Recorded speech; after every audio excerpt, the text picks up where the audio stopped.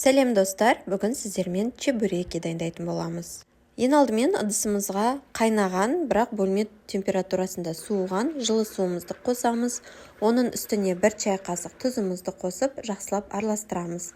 Оның үстіне 3 ас қасық сұйық майымызды қосамыз. Барлығын жақсылап араластырып, оның үстіне илегіштен өткізілген ұнымызды қосамыз. Жалпы қосатын ұнның мөлшері 500 грамм болуы қажет.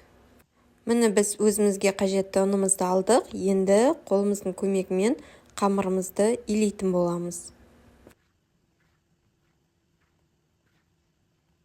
Қамырымыз дайын болғаннан кейін салафанға бірнеше минутқа салып қоятын боламыз. Оға дейін ішіне салатын салмасын дайындаймыз. Чебурекидің салмасы үшін картопты пайдаланатын боламыз.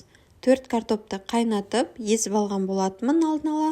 Оның үстіне дәміне қарай тұз қосамыз, қара бұрыш қосамыз және де қызыл бұрыш қосамыз. Барлығын біркелкі етіп араластырып аламыз.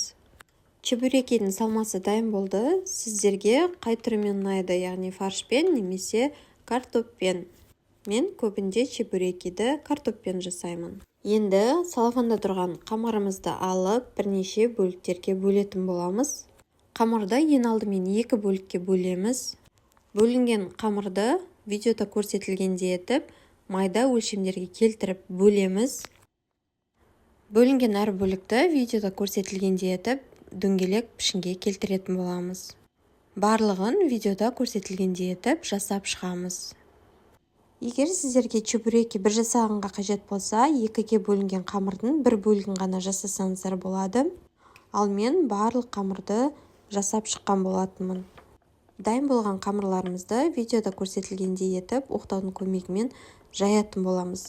Қамырымызды жайған кезде қамыр жұқа болу қажет. Кішкене ұн сеуіп, жайсаңыздар да болады. Барлық қамырды видеода көрсетілгендей етіп жайып шығамыз. Қамыр қалың болмауы қажет, жұқа етіп жаямыз. Барлық қамырымызды жайып болғаннан кейін дайындаған салмамызды қамырдың ішіне салып, видеода көрсетілгендей етіп, вилканың көмегімен шет-шеттерін басып шығамыз. Дәл осылай басқа қамырларды да осы ретпен жасап шығамыз. Егер жайылған қамырымыз дөңгелек пішінді болмаса, салмамызды салып болғаннан кейін бетін жауып, дөңгелек пішінге келтіріп, пышақтың көмегімен кесіп аламыз. Және де вилканың көмегімен шет-шеттерін видеода көрсетілгендей етіп басамыз. Енді дайындаған чебурекилерімізді қызып тұрған майға саламыз.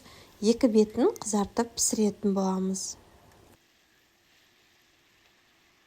Міне біздің чебурекилеріміз дайын болды. Осы видео рецептпен чебуреки дайындап көріңіздер. Барлықтарыңызға ұнайды деген ойдамын. Осы видеоға лүпіл басып, комментарий жазуды ұмытпаңыздар. Алдағы уақытта менің каналымда басқа да көптеген рецепттер шығатын болады. Сол себептен менің каналыма тіркеліп қоюды ұмытпаңыздар. Ас болсын!